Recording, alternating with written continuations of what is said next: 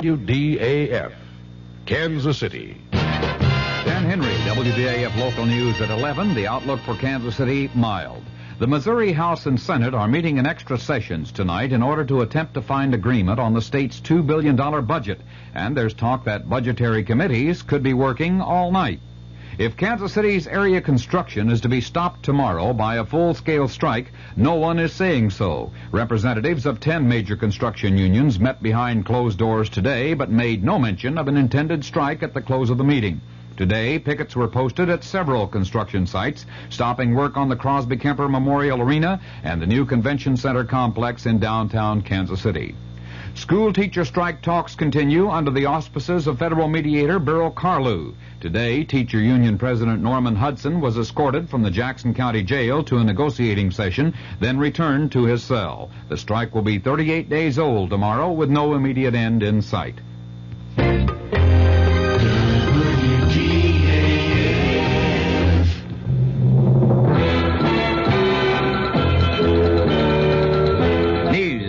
On the hour from American Information Radio. This is Merrill Muller in Los Angeles, and at this hour, the Miami Herald Tuesday edition reports that President Nixon will risk impeachment and refuse to meet the House Judiciary Committee subpoena for 42 tapes and documents.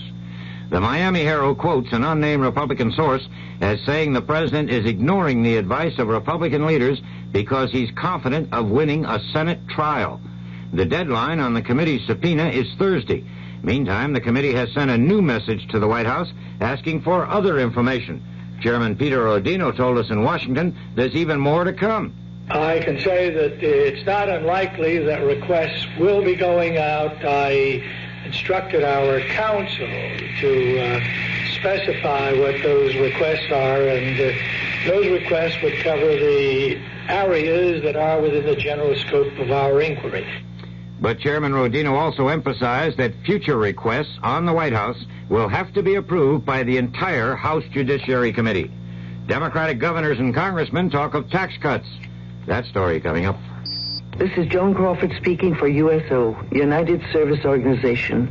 Do we, as civilians, know what it's like to be far from home in a foreign land? Listen to this real-life documentary about one of our servicemen over there. Do you speak English? Nein, ich spreche kein Englisch. Excuse me, ma'am. I wonder if you could help me. Nein, es tut mir leid. Excuse me, miss. Can you help me? Leider nicht. Bitte schön. Yes, do you speak English? Nein. Excuse me. Can you help me? Nein. Excuse me. Can anybody help me? Hi, we sure can. This is the USO, and we have all kinds of help. That's why I support USO, and you should too. USO makes a man feel closer to home while he's serving his country for you. Isn't money the least you can give? Please support USO. 15 Democratic governors meeting in Chicago have urged Congress to write a tax relief plan for low and middle-income families, despite any objections by the administration. Correspondent Bob Clark has more on the talk of tax cuts in Washington. It may just be spring fever, but sentiment for cutting taxes was bursting out all over on Capitol Hill today. During their Easter vacation, many members of Congress found the folks at home on the brink of rebellion over the combination of high taxes and runaway inflation. With the growing fear of recession adding to the gloomy economic picture, there's a sudden groundswell of support in Congress for tax relief to stimulate the economy. The Senate's Democratic leader, Mike Mansfield, says he's all for it. A proposal by Democratic Senators Mondale and Kennedy to raise the personal exemption and thus reduce everybody's income taxes is drawing sudden support from other members of Congress, including some key Republicans. Bob Clark, ABC News, Washington. Veterans Administrator Donald Johnson has announced he will submit his resignation in the near future. Congressional leaders said after a White House meeting today, Johnson had already lost some authority in a department reorganization. American Telephone and Telegraph Board Chairman John DeButz has revealed in Atlanta that AT&T is seeking a 20-cent rate for paid telephones and a 10-cent charge for information in all states where it has not yet been approved. Indonesia's Minister of Communications has announced some survivors have been found at the site of a Pan American Airlines crash on the island of Bali. No numbers are announced. The plane reportedly fell with 107 persons aboard on its landing approach to Bali on Flight 812 from Hong Kong to Australia. Postal service to Canada has been halted at the request of the Ottawa government because of the strike by Canadian postal workers. This is Information Radio News. Senator Henry Jackson, in a New York speech, has urged the Nixon administration to seek a new agreement with the Soviet Union, sharply reducing nuclear missiles.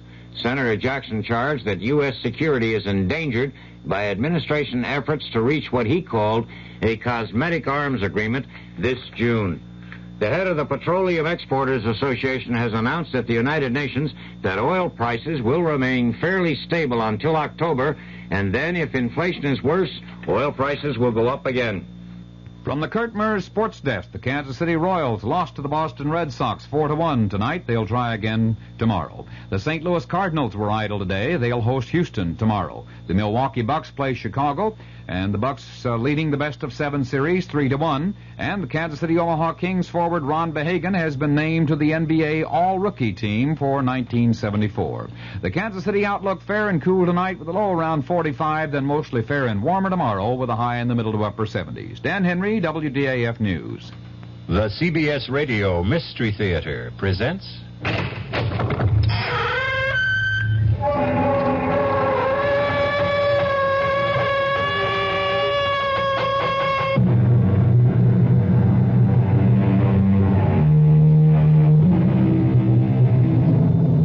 Come in.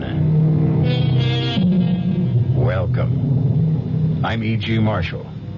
Welcome to the world of terrifying imagination. The fear you can hear.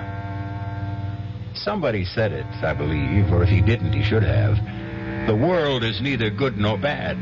'Tis wishing makes it so.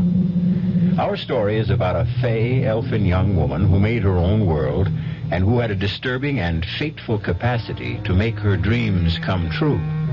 Not always in exactly the fashion or the dimension she wished for. I'm warning you, stop hanging on to me, Marge. I got to, Tom. You just can't do it to us anymore. Just lay off of me. Tom, you can't do this again. And I got the lot tonight. I can feel it all going for me. The way you always feel. Please. Marge, let go. You want to put the whammy on me? I said Tom, you... let go.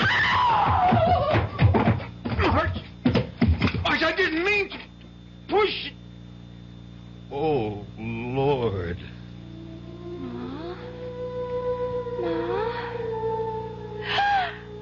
Ma! Pa, you killed her, Pa! You killed her dead!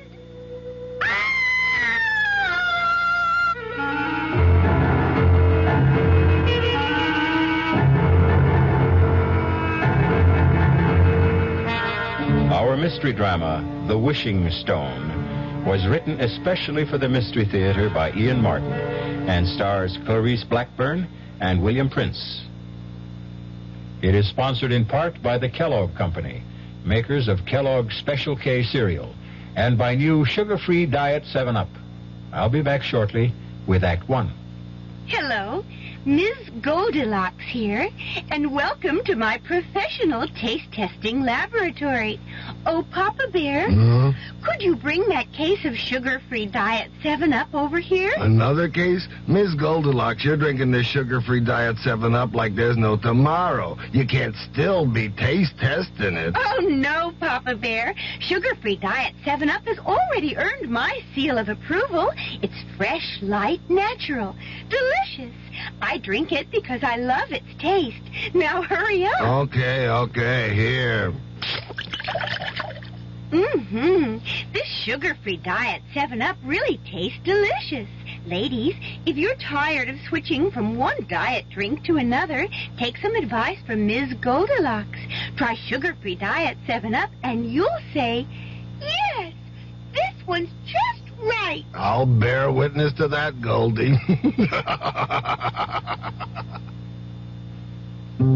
Project Hope is reaching out, bringing hope to more countries around the world this year than ever before. Newest addition to Hope's international programs is Ethiopia, where Project Hope's doctors, nurses, and other medical specialists will be working side by side with Ethiopians, teaching while they treat.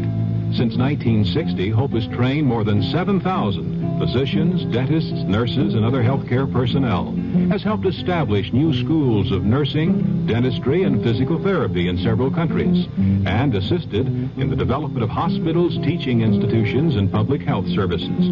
Hope's work has been heralded by heads of many nations, its services requested by many, many more. Hope is training and sharing. Hope is treating and caring. Health is what Hope's all about. Help Project Hope reach out. Help Hope reach out. Right, Project Hope, Room A, Washington, D.C.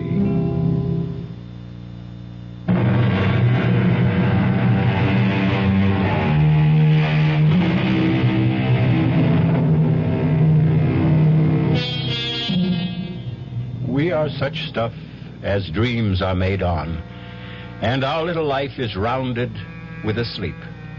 That quote is definitely Mr. Shakespeare's. But our little life is equally founded, and sometimes confounded, on dreams, like the bad one Jenny Coulter had a few moments ago, and for which, fortunately, there is present comfort in the person of her mother, and in turn, her brother, Judd. Jenny, you all right? It's you, Ma. You. Oh, you all right? Well, I'm fine, honey. What'd you have, a bad dream? I suppose. Oh, now that I see you. Oh, Ma, it was so real. I saw you lying there at the bottom of the stairs, and your head, oh, it was turned to the side like... Well, now, don't let it upset you. Here I am, right as rain, and it was only a dream. But it was just like I saw it happen. He pulled his arm away from you while you were hanging on, and you went tumbling down. He? Who's he? I don't want to talk about it. Oh, was it your father? Yes. Who else would it be? Judd, what are you doing up? I heard Jenny Lou cry out. Oh, it was just a bad dream is all. You okay, sis? I'm just fine now. You go on back to bed now, son. What did you dream the old man did to Ma, Jenny? Ma was trying to stop him from going out gambling again, and he sort of pushed her off him and she tumbled all the way downstairs. Now, that's enough fussing about nothing now. You get back to bed, Judd. Okay. Good night, Jenny. Good night, Judd. You want I should close the door, Ma? No, I'm coming back to bed myself right away. You're not scared no more, are you, honey? No. As long as I know you and Judd are close by. But I sure was scared. Oh, my baby, you're just so sensitive. Everything touches you close like a little old butterfly sitting on a leaf with your feelers reaching out all a-tremble. I like being butterfly. That's a pretty sort of thing to think on. So you just keep thinking on it and hustle yourself back to sleep. Good night, Jenny. Good night, Ma. I love you. And I love you. Sleep tight. Ma? Sakes alive, Judd. You like to startle me out of my wits. Come away from Jenny's door. I thought I told you to go on back to bed. Was you and Pa having an argument again tonight? When? Well, right now, that she might have heard. Your father isn't even here. He went on out after you kids went to bed. Yeah, I bet he's over to Stover's playing poker. Oh, Tom don't mean what he does. He's sick. Yeah, and so am I. I'm sick of him.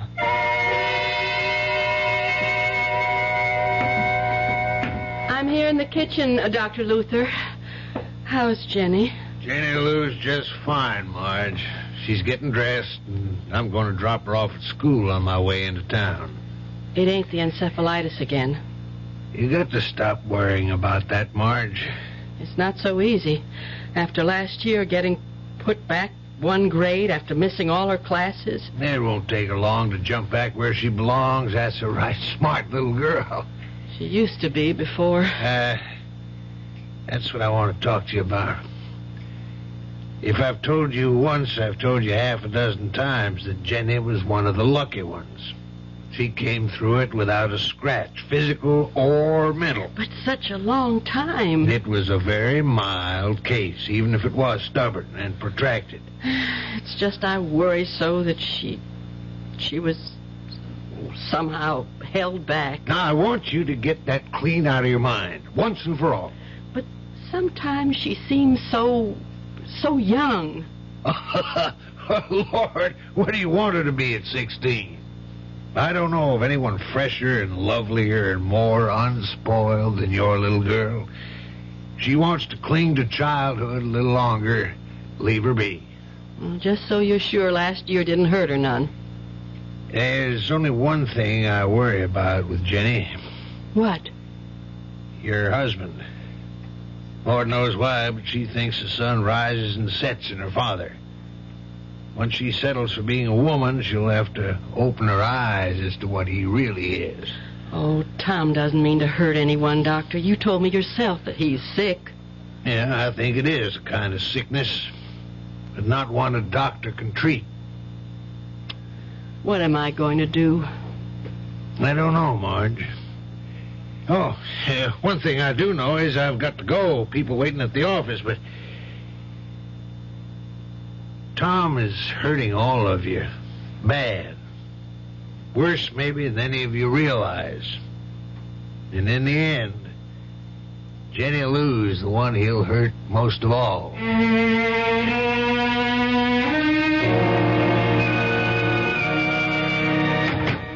Judd, that you? Oh, yeah, Ma. Is Jenny with you? Well, no, Ma. Oh, where you been? Baseball practice. Well, why'd you think Jenny was with me? Because she didn't come home after school.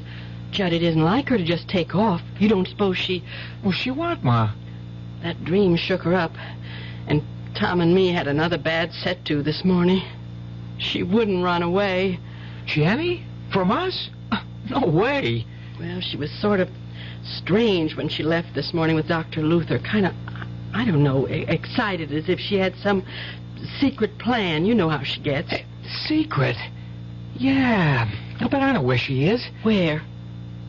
Well, I can't tell you. I mean, it's her own secret place. Well, the only reason I know about it is I was out rabbit hunting one day and I stumbled across it.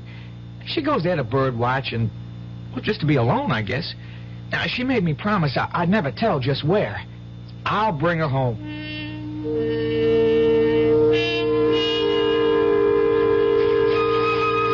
Jenny? Jenny? Jenny, what are you doing hiding out here? I wasn't hiding. I just came here to say a little prayer. Well, for who? Pa. Oh? And the sun was shining in like a big splinter of light, the way it does through the hole in the tree up there. Remember how I always used to think when we was little kids that it was God stretching down his hand to touch us? Yeah, it was a long time ago. Don't say that, because he is there. He was here today. Leastways, one of his angels was. What? I was kneeling and looking up into the sun, and all of a sudden, the birds was all still, and the whole hidey-hole here filled up with golden light that sparkled and spun. And right over there, he was standing. Who? Him, the angel of the Lord. And I could feel him all around me, in me, warm and kind, so kind. Then he touched my hand and smiled and just faded away. And then I looked in my hand and I saw it. Oh, wait, I didn't lose it. Oh, no, here. This is what I found in my hand. Well, let's see. Well, what is it? It's a conjure stone, all gold and shiny. A stone I can wish on. The angel said that? He didn't have to. I heard the words inside me. You can wish on this, Jenny. You can have anything you want in the whole wide world. You just don't believe this is a wishing stone, Ma, do you? Jenny, right to the moment, I just got to say I'm so fussed and fumed about dinner being ready and you kids not, and your father ain't home, I can't hardly think straight about... Oh, Lordy, if my biscuits have risen, we're just going to have to sit and eat without Tom. Jenny, don't bother Ma right now. I just want to try my wishing stone. Wish something nice for her. Well, let's just hold up for a better time. I could wish Pa to hurry home, so we wouldn't have to wait. I don't want to wait none at all. I got a math test tomorrow. I just got to pass or I don't make the ball team, and I need every minute to study. Except who am I kidding? If I stayed up all night, I wouldn't be ready for tomorrow. If you had a few more days, could you make it? Well, even just one, I'd stand a chance. Okay, here goes. No, hold up a minute. Too late. Shh. I just wished there'd be no school tomorrow. No school tomorrow? What nonsense is that? Jenny, go bring them biscuits. Judd, you sit down. Ain't we gonna wait for Pa? We ain't waiting for nothing, not even wishes to come true. We're going to eat our dinner before it spoils. Yes, Ma. I'll get the biscuits. You didn't have to be so rough on her, Ma. Play her game. I know, Judd. It's just I have no sense of humor left. Or fun. The way it is with us, if we had a wishing stone, we could use it for a lot better things than no school tomorrow. Ain't that crazy? The two of you have had me half believing there is a power in that stone.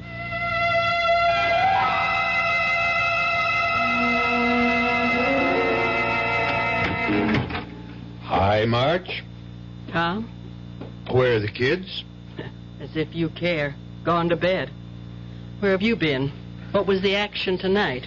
Bingo? Horses? Pool? Nope. Tonight I got a pretty fair excuse. The only thing I was gambling was my life. What's that supposed to mean? I've been a volunteer helper at a fire.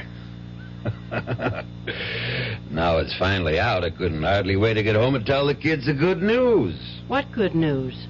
That the school burned down. Good news for the kids everywhere tonight. No school tomorrow.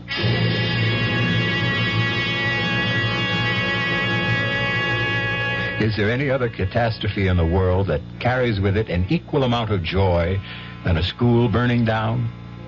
But this time, is it chance or is some supernatural force, sinister or benign, at play? We're going to find out that this simple phenomenon, or happenstance, is a great deal more than sheer coincidence when we return in a few moments with Act 2. Some research experts say you can't taste the difference between beers. Well, if they're right, then Anheuser-Busch wastes a barrel of time Beechwood aging Budweiser. Only they don't think so. Brewing beer right does make a difference. And they're betting a bundle that you can taste the difference in Bud. When it comes to brewing Budweiser, the Anheuser-Busch choice is to go all the way because they still care about quality.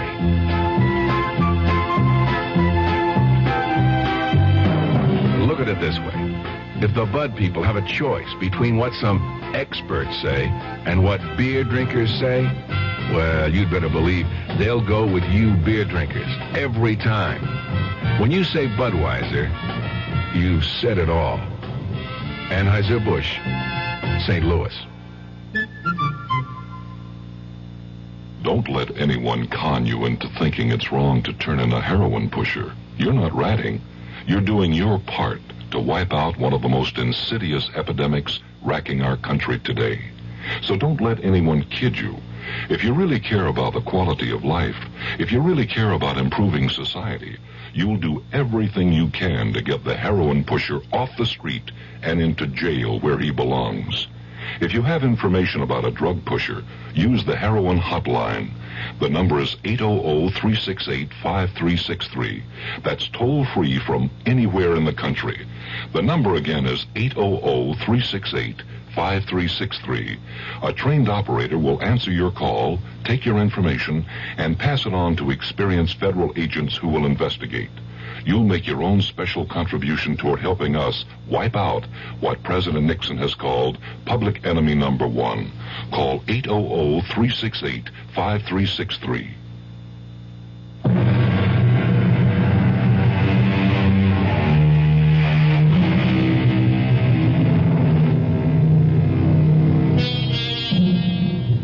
Jenny Lou, our 16-year-old who is determined to cling to childhood and all its happiest dreams, has made her first wish upon the conjure stone, the magic piece of shiny gold that came to her, she believes, at the hand of an angel. A wish that came true. Well, this one was a harmless enough request, although the manner of its granting has been destructive enough, if indeed it was actually granted. If this is a wishing stone, it is potentially as dangerous as a nuclear bomb. Did you say the school burned down, Pa? It sure is, Tucker. It did, Judd. Ain't that good news, Jenny? I reckon. I guess I didn't mean to do it that way. You didn't mean to do what? To burn it down. I just didn't want it to be. That's all I wished on. Hey, what was she talking about, Marge? Oh, it's just Jenny found out. Don't you tell him, Ma. Don't you tell me what? Oh, don't pay any mind to the young'un's nonsense. Just tell us about the schoolhouse and what happened. Well, sir, I just about finished trimming up Mayor Sackett's hedge, and I just started to get all my tools together to put back in the pickup when the fire horn went off. I heard that old horn go just a couple of minutes after. Hush up, Jenny. Yeah, I run straight over to the firehouse, being that close, and we took off. By the time we got there, she was past all saving. And it's funny, you come to think of it, a brick building like that you wouldn't figure it'd turn into a regular torch. Well, how'd the fire start, Pa? Yeah, you wouldn't believe this. And neither does nobody else credit it. But according to old Sam Wallace, all of a sudden, a flaming arrow comes straight out of the sky and cut right through the brick walls and everything and hit the oil tank and blew her wide open. Oh, that drunken old no-good. Some custodian. I'll bet he was drinking and dropped one of those foul old stogies he smokes into all that rubbish he's too lazy to clean out of the cellar. Yeah, it could be. It's what most everyone thinks. Still... Still what? It's hard to tell someone who wasn't there. But damn if the way he told that story did make you stop at least once to think on it. What do you mean? Well, it's the first time I ever seen that old booze hound with his eyes put together like he really was seeing what he talked about. Anyways, we talked enough. Hey, something to eat around here. I got it warming. I'll serve it right away. Pa? Yes, sugar. That flaming lightning bolt, you said. How long before the fire horn sounded did it come? Oh, well, according to Sam's story, he lit out next door to the gas station and called the fire department. It couldn't have been more than a couple of minutes. See, Judd? It did so work. Okay, if you want to believe it. What are you kids talking about? Well, forget it, Pa. Just kid talk. Oh, I'm too old to share. Oh, no. If you want to. Oh, sure I do. Well, Pa, it's just for no mind. Jenny and me's got to be getting to bed. With no school to worry about tomorrow? If there's no school, there's plenty of chores they can catch up on in the morning. Scoot now, both of you. I'm serving your Pa dinner. Good night, Pa. Let's go, Jen. But I wanted to You tell... get on upstairs. It's past your bedtime. Yes, Ma. Good night, Pa. Good night, kids. Did you have to chase him off to bed? Little enough chance I get to see him. It's little enough chance you make to see him. Oh, lay off, will you, Marge? I'm not even laying on. If you stuck a little closer to home than to the other woman, maybe you'd know what goes on around your own house. Now, what other woman? Now, dang I'm it. talking about Lady Luck, or whatever name you want to call her. My rival.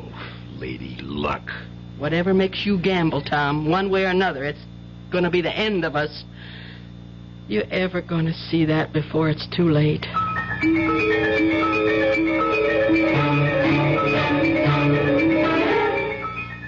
Why wouldn't you let me tell Pa about the wishing stone? Because? Because what? Because first thing you know, he'll take it off of you, that's why. Why would he? Because it's real gold? Jenny, that stone ain't gold. Then what is it? It's pyrite. What's pyrite? Oh, it's just what everybody calls... Well, it's a sort of metal. Well, anyways, whatever it is, it's real precious to me. It's my lucky charm. Well, that's why you better not let Pa know what you think about it. Why? Well, you know what he's like. He cares about gambling more than he cares about anything, and All gamblers are real superstitious. Now, if he knew you had a lucky piece, especially if he heard the crazy story about you and the school burning down, he'd have it off of you so fast that it'd set your head to spinning. It isn't crazy. You heard me wish on the stone for no school, and now there is no school. That was just happenstance. You don't think it happened just 'cause I wished it? Of course it didn't. Then I'm going to prove it to you. What do you want me to wish for? I don't want you to wish for nothing. I got to show you. Look here now. I'm going to wish... Jenny. What, Judd? Oh, you sound so funny. Well, maybe it's 'cause I feel like that. What way? Well, sort of, well, you know, superstitious like. It sort of gives you goosebumps if you think on it. What does? Well, now, look, Jenny, supposing... Now, I'm not saying it did fall out this way, but supposing you did get what you wished for. You were the one yourself said you didn't mean to get it the way you did. No, that's for sure I didn't.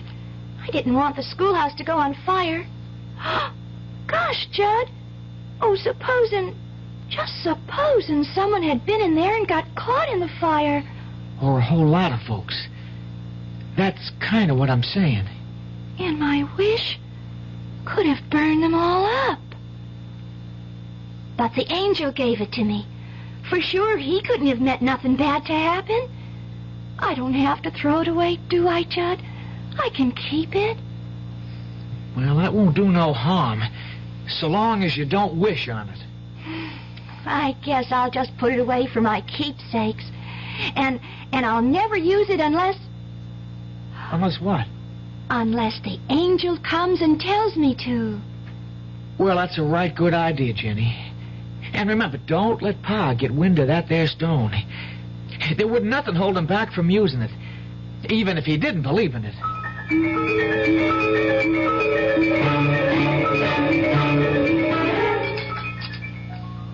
It's going to seem funny going to school in the courthouse. You think with only a Friday left in the week they'd wait until Monday to start up again. I'm glad they did. I don't want to miss any more school ever. Then you better look out the things you go around wishing, Missy. Oh, she's I'm sorry, Ma. She's taking a pledge. What does that mean? I'm not going to wish on the stone anymore, 'cause the wish you get might turn out bad for other folks. I think that's a very good pledge. Yes, only... Only what? I'll have to whisper. Well, don't mind me. I'm all finished. I got to get my books from upstairs. What's this you have to whisper? I was just going to say that with Judd's birthday tomorrow, I wanted to wish him a bicycle. He sure has his heart set on one. Well, you won't have to worry because he's already got one. Leastways, he will by later this morning. How?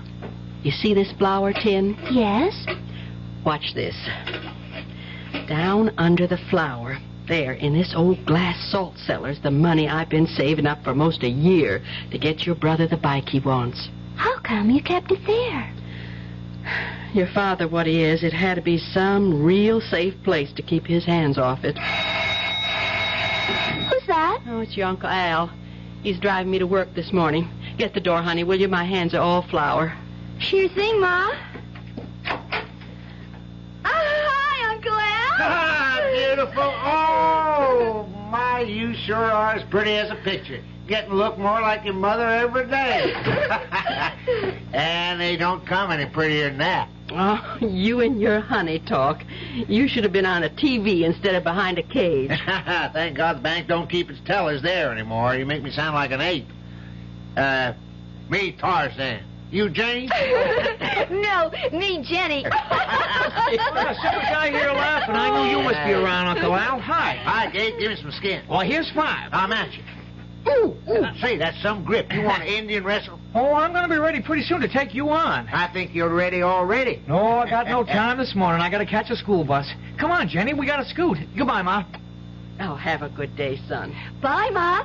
And get a real swell you-know-what. I will. Be happy, Jenny. I am. Bye, Uncle Al. Hey, it's great to see you. We'll make it longer next time. Bye, Uncle Al. Come on, Bye. Jenny. Make next time soon. You can count on it real soon. Oh, they're swell kids, Marge. I envy you. Yeah, they're what I live for these days. Tom left already? No, he's upstairs, dead to the world. He rolled in this morning around 3, smelling like a brewery. That brother of mine, I'd like to knock his head off. The way he'll be feeling time he gets up this morning, you won't have to. It'll fall off all by itself. I got to talk some business to him. Like what? I don't want to get you involved in it, Marge. Well, if it's about money, I will be anyway. It is about money. And there's no use asking him. I went through his pockets last night, and he doesn't have 1 red cent. But he's got to. What for, Al? Jim Kenny called me at home late last night. The insurance agent? Yeah. Last payment on Tom's life insurance hasn't been made, and tomorrow's the last day of the grace period. But I gave him the money for that a month ago. You gave him the money? Oh, I was a fool, I know, but things had been going well for a while like they sometimes do, or anyways, I thought they were. And he asked me to trust him, and oh, Lord, what am I going to do now, Al? I don't know, Marge. This time I just haven't got it. What do you mean, this time? Marge, Tom is hopeless. I've been carrying him for years, or thought I was. I gave him the $60 for that same payment. When I found out last night it hadn't been made, I was mad enough to kill him. One reason I waited till this morning is to cool off. I'd help you out, Marge, but I can't. I had to take out a new loan to raise the cash for Tom. I can't let the insurance go. You'd have a tough time getting a new policy written if this one lapses, but how? Nearly a year I've been saving it for a bike for Judd's birthday tomorrow. Instead... I'm going upstairs to beat the... No, take me downtown, Al. I just can't face Tom this morning. I'll have it out with him tonight.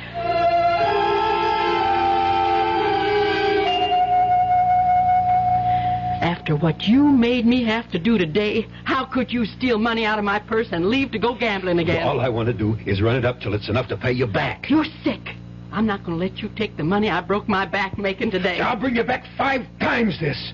And you're not stopping me. Oh, yes, I will. I'm warning you. You stop hanging on to me. I got to, Tom. You just can't do this to us anymore. Just lay off of me. Tom, you can't do this to us again. I got the luck tonight. I can feel it all going for me. The way you always feel. Please. Let go of me. You want to put the whammy on me? I said... Tom! Let go! Oh! Marge! I didn't mean to push... Oh, my God. Ma, what happened? Ma! Oh, Judd! It's just like my dream. He killed her. Pa killed her dead.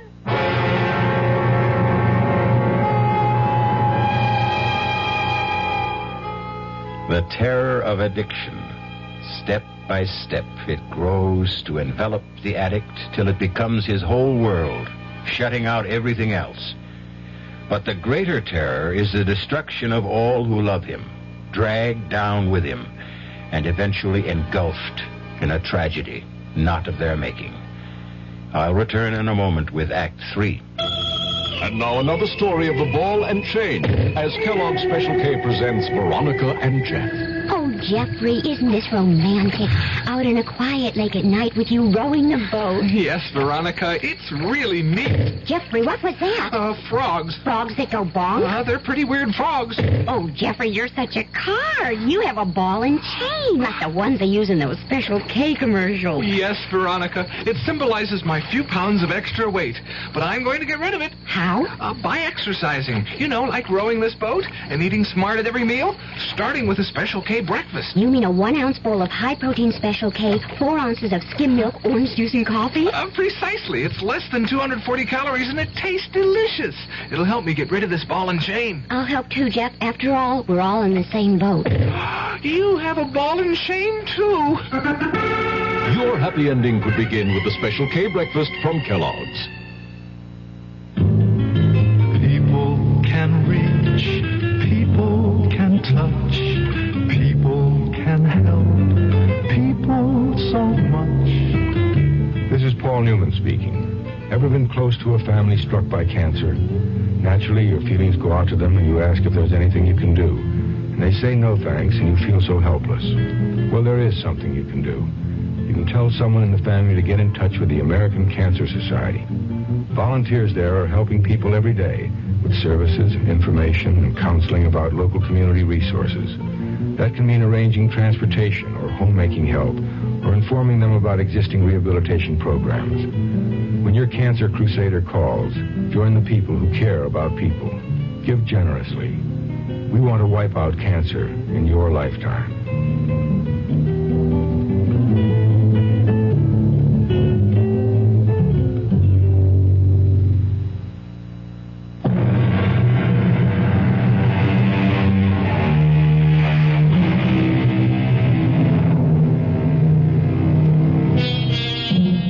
An endless moment in time. A few dreadful seconds ticked away, with every heart crying out to take them back again, to make this just a bad dream and not reality. 3 people frozen in horror. The 4th sprawled at the bottom of the stairs, her neck bent at an impossible angle, frozen in what? Unconsciousness or death? Now, at last, the man brings himself to move. Marge. Don't you touch her, Pa, or I'll kill you dead. Oh, son. I'm not your son. I'm your enemy. Jenny, call the police. Emergency. We got to get Ma to the hospital fast.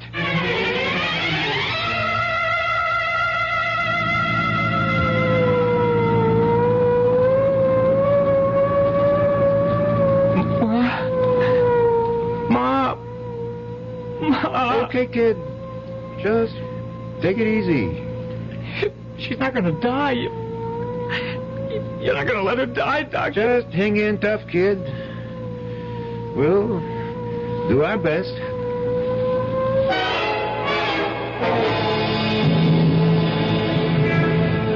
I should have gone with the ambulance. You're sticking right with me, brother. We see how your wife makes out. No. Look, officer, you don't think she... Well, for the sake of your own skin, you better hope she isn't. But it was an accident. Well, the way that boy of yours reacted looked like he wasn't so sure. Now, we got to get moving. What happened to your daughter? Huh? Oh, Jenny, she went back to get something. Where are you taking us? The hospital. First, anyways. Now, here she comes. Come on, shake a leg, kiddo. I had to get something very important. Okay. Hop in the front with my buddy, Officer Franks.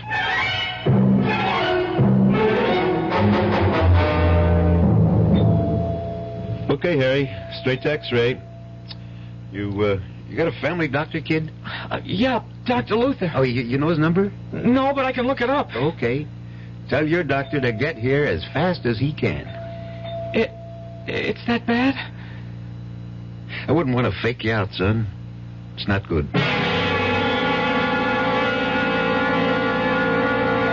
Can I phone Dr. Luther? He's on his way here. Is Ma going to die, Judd? I don't know. I'm scared, real scared. So am I. Judd? What? I'm going to break my pledge. You forgive me? What pledge? I brought the wishing stone. I'm going to wish on it. I'm going to wish that Ma's going to be all right, just like it never happened. If you want to, Jenny, go ahead. Can't do no harm. What can't do no harm? For me to use my wishing stone? Your what? Shh, quiet. I'm wishing right now.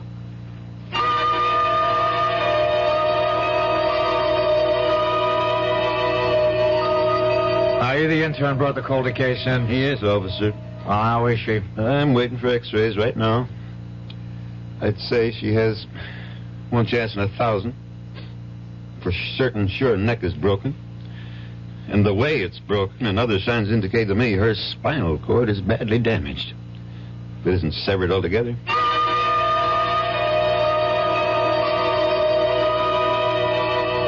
I just can't understand it, Dr. Luther. When I brought Mrs. Calder in, I'd have sworn she was in deep coma. I was sure her neck was broken, spinal cord severed. There's no indication of that from my examination of her. not the slightest in these x-rays. I know, but not in this second set. Was there a first? Yes. And that's the funny thing. When we developed them, everyone was fogged. And we don't know why. Well, these are perfectly clear. So is my patient's condition. I see no reason why she shouldn't go home. Cheer up, son. All interns make mistakes. I made a few buttes in my time. And I'll say this for you. If you have to make one, make it on the gloomy side. They're the ones that don't hurt anyone or anything. Except maybe your pride. But I can't understand it. That cop said it flat out that Marge was a goner. Well, maybe he was just trying to put the fear of God into you. Well, if he was, he sure succeeded. If it'll do any good. You think I made a stone, Judd? You think I don't blame myself for what might have happened? You think I wasn't ready to kill myself if anything happened to Marge? I don't know, Pa. Pa wasn't trying to hurt Ma, Judd. It was an accident. An accident that wouldn't have happened if... Well, Pa wasn't sick with gambling fever. Well, I've learned my lesson this time. I'll never gamble again. Oh, Pa. Oh, that makes me so happy. I'm glad, honey. And it means I won't have to use the stone again. Mm-hmm. I can save up what's maybe the last wish for something special for all of us, instead of having to use it to stop you from gambling. What stone? The wishing stone. The one I used at the hospital to wish Ma well again. Oh, that's right. I forgot. Listen, Duchess. Let me see that stone. Don't show it to him. Why not? I don't know. It's just a sort of hunch that... Wait a minute. Here comes the doctor. How's Marge, Dr. Luther? She's fine, more's the wonder. Oh, a few scrapes and a bruise or two and a lump on the head. Nothing a good night's rest won't take care of. Thank God. You should. It's a miracle she didn't break her neck in a fall like that. That intern at the hospital was sure she did. But she didn't. No, Judd, I told you she'll be as right as rain. Well, can I go up and see her now? Yeah. She was asking for you. And the kids. She wants to see you alone a moment first. I'll go right up. Just to put your mind at rest, or maybe more hers, she doesn't want to prefer any charges against you. So you can tell her my report to the police will call it just an accident. She slipped and fell. I'll tell her, Doc. You got off mighty lucky this time, Tom. You better not tempt fate again. Well, I won't.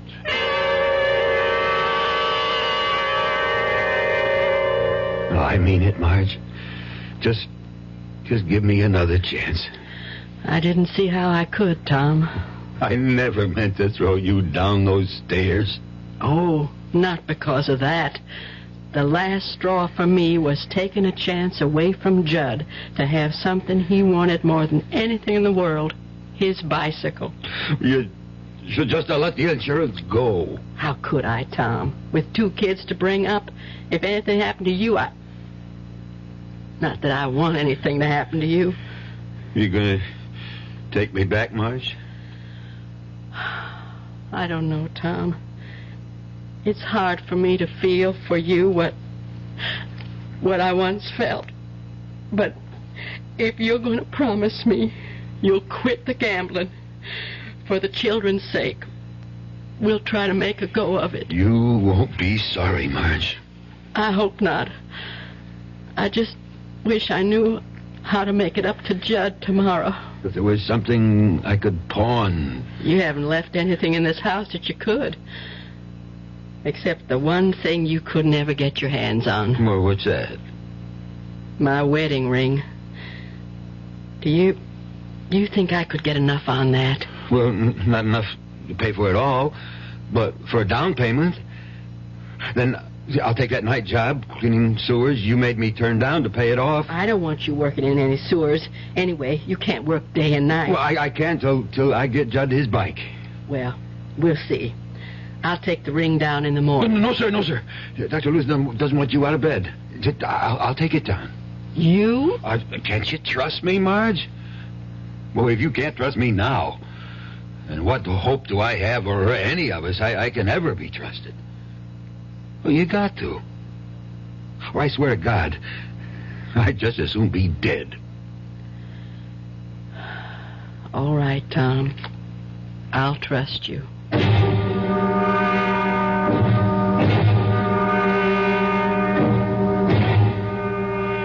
Did what?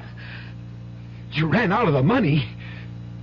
Look, Benny, you got to do an old customer a favor, huh? You got to cover me for the 5th. Headlonger. Now, Benny, you gotta. That 15 I laid out on the 1st was money I got for pawning my wife's wedding ring. I got to get it back, and I got a hot tip. The headlonger's assured. Benny, for God's sake. Oh, just this once. Please. Benny. Benny. What am I going to do? I wish to God. Wish. Oh, that wishing stone. Yeah.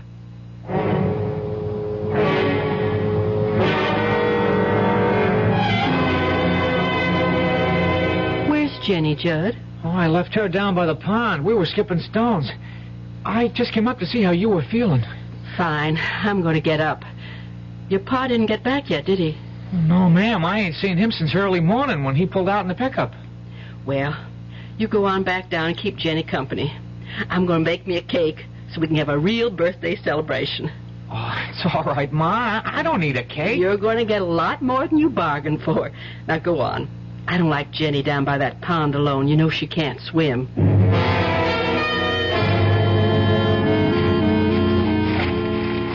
What? Hi, Pa. What are you doing up on top of the rock here? Oh, just sunning myself and listening to the birds. Jenny, hey, you know that wishing stone you talked about? Yes? Is it gold? You want to see? Yeah. Here.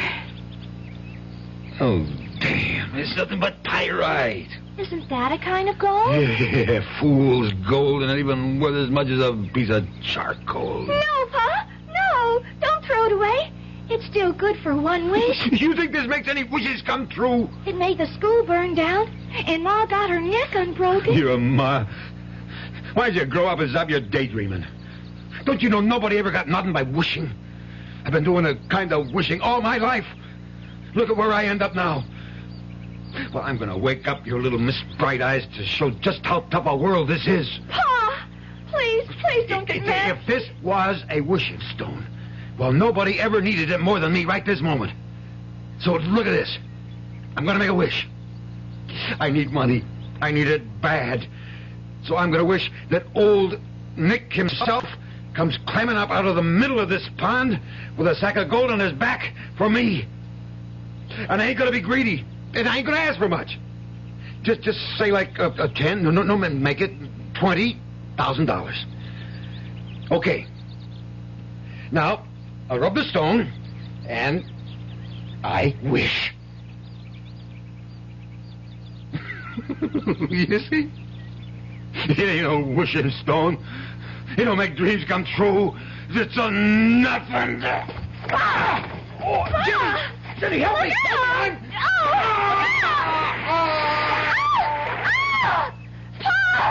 Pa! Oh, why doesn't he come out? Help! I can't swim! John! Help! It's Pa!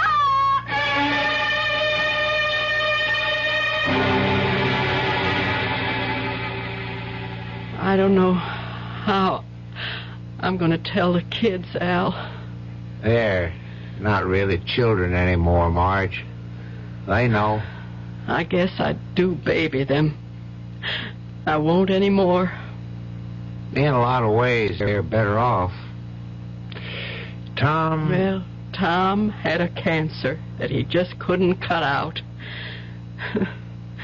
Even my wedding ring, he... Oh, I didn't want him dead, though. Well, he is. And it was of his own making. Kind of queer, isn't it? What? Him trying to show Jenny Lou her wishing stone wasn't worth a darn, and he ended up having his wish come true?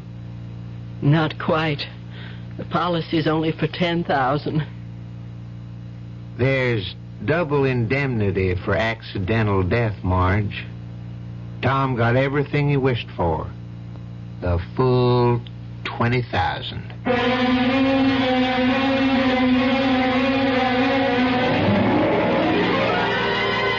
3 wishes, and they all came true. Whether by some supernatural force or sheer coincidence, it doesn't really matter. For in the end, everyone was better off except the one who didn't deserve to be. This was the gambler's last plunge, one he should never have taken with the odds so stacked against him. Like Jenny, Tom Coulter had never learned to swim either. I'll be back shortly. Hey, we're the Action Corps. See, we contribute more. T's for the teamwork of our crew. Aye, our ideals are high. Oh, oughtn't you apply? Means it's now that we need you. A-C-P. We could go on all day. Oh. Here's why volunteers are needed right away. Action is VISTA, the Peace Corps, RSVP, SCORE, and other volunteer programs that are helping people to help themselves. If you're trained in a skill or just have a little love to share, Action needs you. Yeah, baby. Action really needs you. Don't crawl under a rock. Get into action. Oh, yeah. This is a public service of this station and the Advertising Council.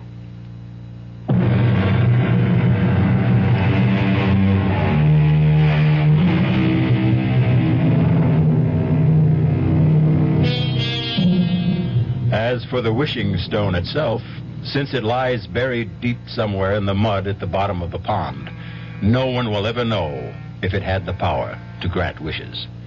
For Jenny, like all of us, had no escape from a common fate that soon befell her. She grew up and inherited a mantle that only Peter Pan seems to have escaped. She stopped believing in magic. Our cast included William Prince, Clarice Blackburn, Ann Costello, Jack Grimes, and Robert Dryden. The entire production was under the direction of Hyman Brown. And now, a preview of our next tale. Your husband? You dreamed? It was no dream. Oh, it was my husband. His ghost. Oh, for the love... Rory. He stood at the foot of my bed, and he begged my forgiveness for leaving me a pauper and breaking my heart. And he said, Jessica, I promise you'll live in Gormley House again. And then he vanished. The very next night, the Putnams crashed through the bridge over Gormley Gorge. Well, accidents do happen. It was no accident. No, the real estate man didn't tell you the whole story. Mrs. Putnam lived long enough to tell just what had happened. The Putnams didn't go off the bridge by accident. They were driven off it. Forced to swerve off it by an oncoming car. A car driven by a skeleton. Radio Mystery Theater was sponsored in part by Anheuser-Busch Incorporated, brewers of Budweiser. This is E.G. Marshall inviting you to return to our Mystery Theater for another adventure in the macabre. Until next time, pleasant dreams.